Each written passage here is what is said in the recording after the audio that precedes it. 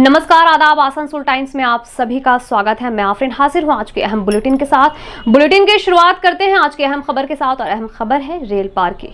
आज तृणमूल कांग्रेस की तरफ से डीआरएम ऑफिस का घेराव किया गया। जैसा कि हम सब जानते हैं कि हाल ही में रेलवे प्रशासन द्वारा आसनसोल रेल पार के चांदमारी, कसाई मोहल्ला, जिसे कुरैशी मोहल्ला भी कहा जाता है, सहित विभिन्न इलाकों में नोटिस दिया गया था कि वहां पे जितने भी दुकान हैं सबको खाली कराया जाए। और इस खबर से रेल पार के लोगों में, वहां के लोगों में एक सनसनी, एक हड़कंप मच गया है। आइए नजर डालते हैं इस पूरी अहम खबर पर। हाल ही में रेलवे प्रशासन द्वारा आसनसोल रेल पार के चांदमारी, कसाई मोहल्ला सहित विभिन्न इलाकों के दुकानदारों को नोटिस दिया गया था, जिसके तहत उनको 25 तारीख तक की समय सीमा दी गई थी। इस नोटिस में कहा गया था कि जिस जमीन पर उनकी दुकानें स्थित है वो रेलवे की जमीन है, ऐसे में उनको उन जमीनों को खाली करना होगा।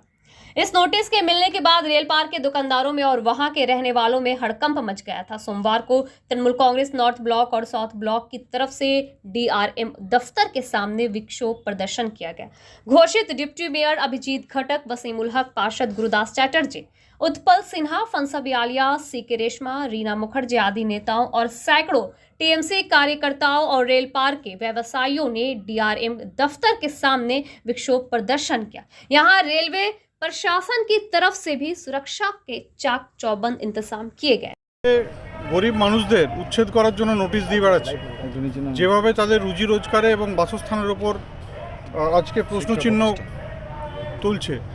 আজকে শিক্ষা প্রতিষ্ঠানগুলোকে ভেঙে দেওয়া হচ্ছে, শিক্ষা প্রতিষ্ঠানগুলোকে বন্ধ করে দেওয়া হচ্ছে।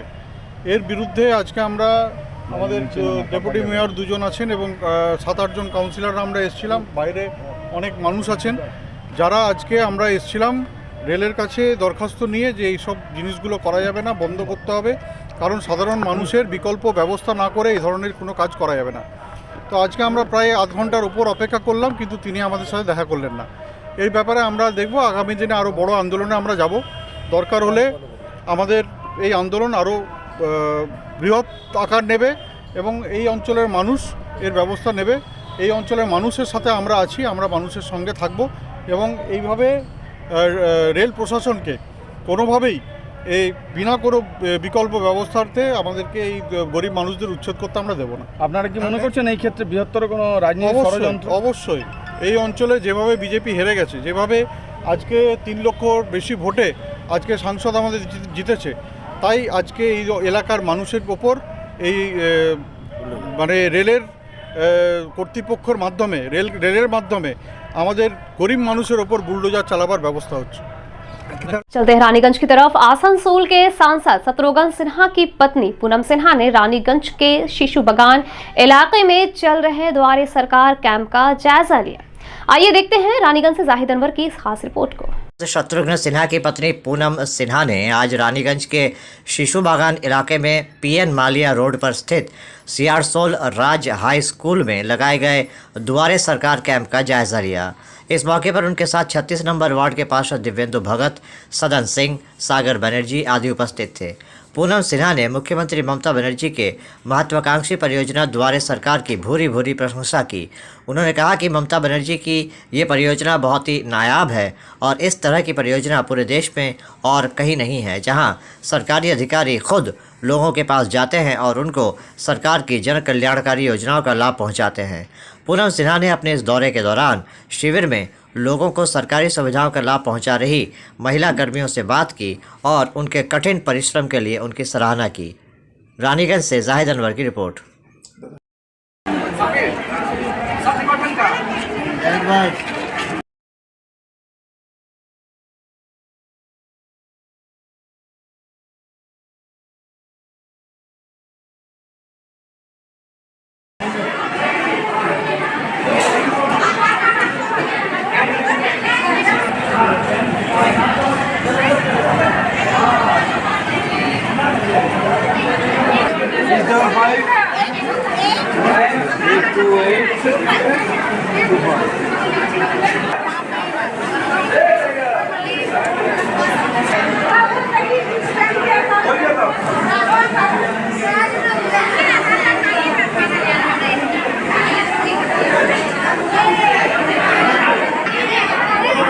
এটা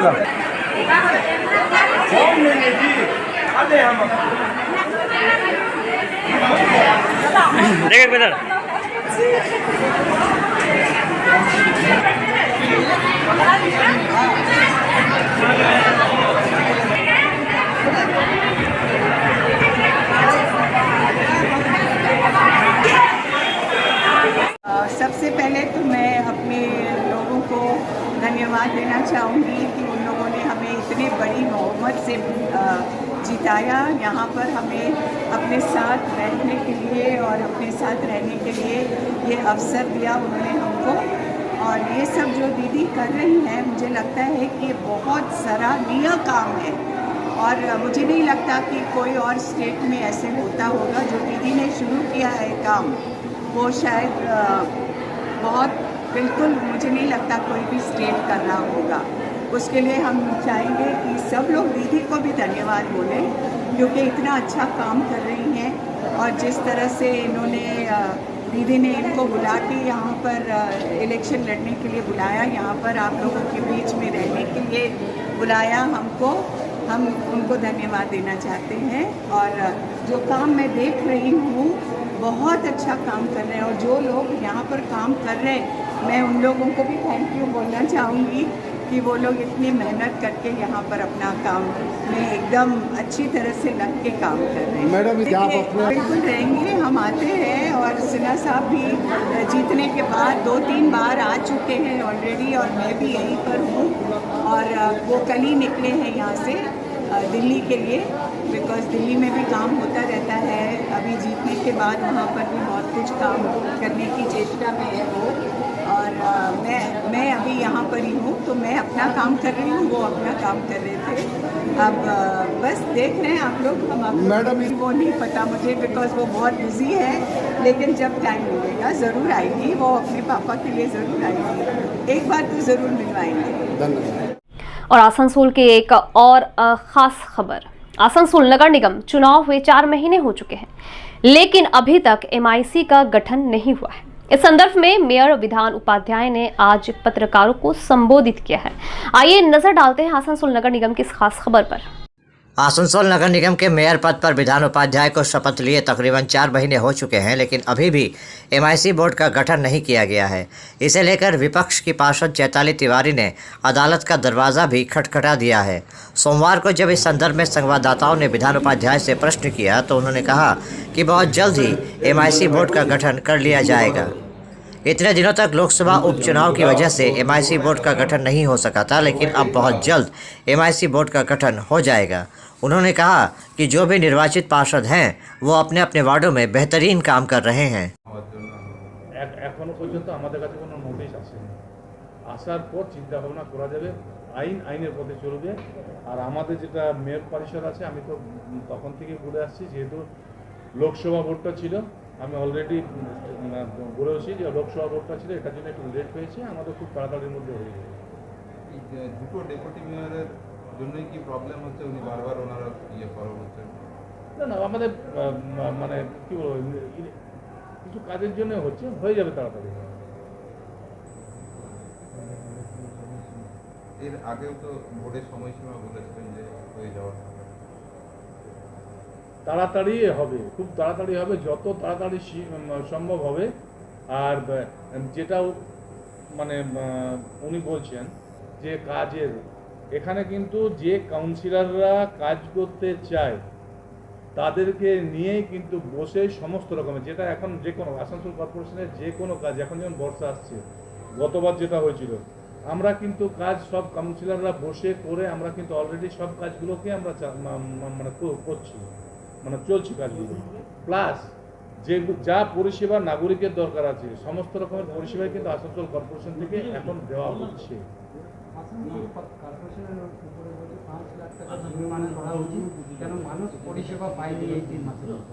আমি নোটিশটা পাইনি।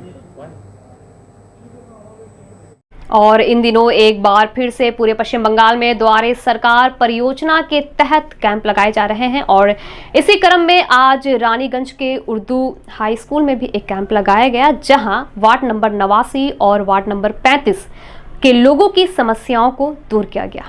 पूरे पश्चिम बंगाल में एक बार फिर से द्वारे सरकार परियोजना के तहत कैंप लगाए जा रहे हैं। इसी क्रम में सोमवार को रानीगंज के हुसैन नगर उर्दू हाई स्कूल में भी एक कैंप लगाया गया, जहां 89 और 35 नंबर वार्ड के लोगों की विभिन्न समस्याओं को दूर किया गया।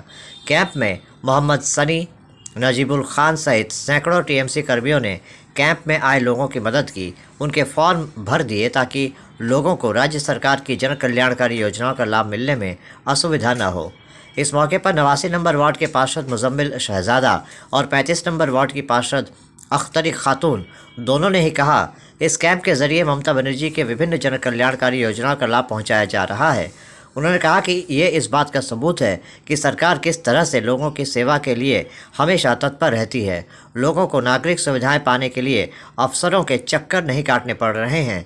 सरकारी अधिकारी लोगों तक पहुंच रहे हैं और ममता बनर्जी के जन कल्याणकारी योजनाओं का लाभ पहुंचा रहे हैं। रानीगंज से जाहिद अनवर की रिपोर्ट।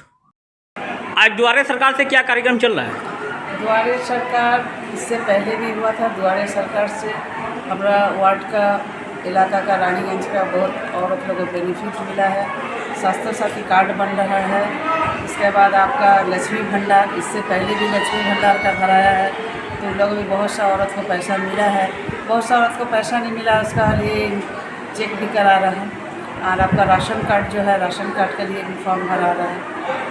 आपका मोबाइल के साथ आपका आधार कार्ड का लिंक ही सब हो रहा है। म्यूटेशन हो रहा है ज़मीन का। अच्छा, ये कैंप कहाँ हुआ, कहाँ हो रहा है? ये कैंप तो अभी हुसैन नगर में हुआ, 89 वार्ड में, हाँ 88 वार्ड में हुसैन नगर स्कूल में हुआ कैंप। तो यहाँ के जो यहाँ पे जो हो रहा है 89 और 35 89 और 35 दो वार्ड का यहाँ लोगों को फार्म दिया जा रहा है, फार्म भरना। हाँ।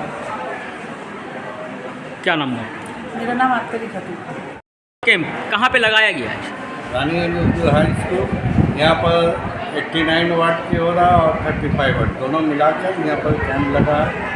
फार्म के जरिए क्या क्या सुविधा दी जा रही है ममता सरकार की तरफ से? पूरा द्वारे सरकार में हमारे स्वास्थ्य साथी कार्ड है, लक्ष्मी भंडार है, कन्या श्री है, दुख श्री है, और आपका जाके तीर्थ पत्र है, और चासी लोग के लिए है, बैंक अकाउंट खुल रहा है, बहुत सारा स्कीम है।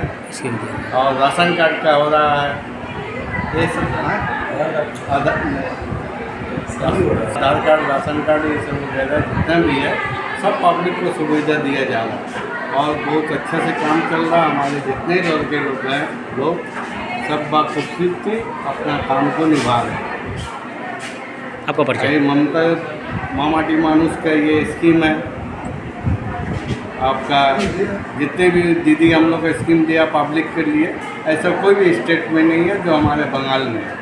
इसके लिए पूरा वर्ल्ड में दीदी स्कीम लाएगी और हम लोग मामाटी मानुष जिंदाबाद का जय जयकार करने वाले हैं। जय जयकार होगी। ये थी आज की कुछ अहम खबरें। देखते रहिए आसनसोल टाइम्स, ताकि आप तक आसनसोल और आसपास की खबरें पहुंचती रहे। और हाँ, हमारे चैनल आसनसोल टाइम्स को सब्सक्राइब और लाइक करना ना भूलें। दीजिए इजाजत, नमस्कार।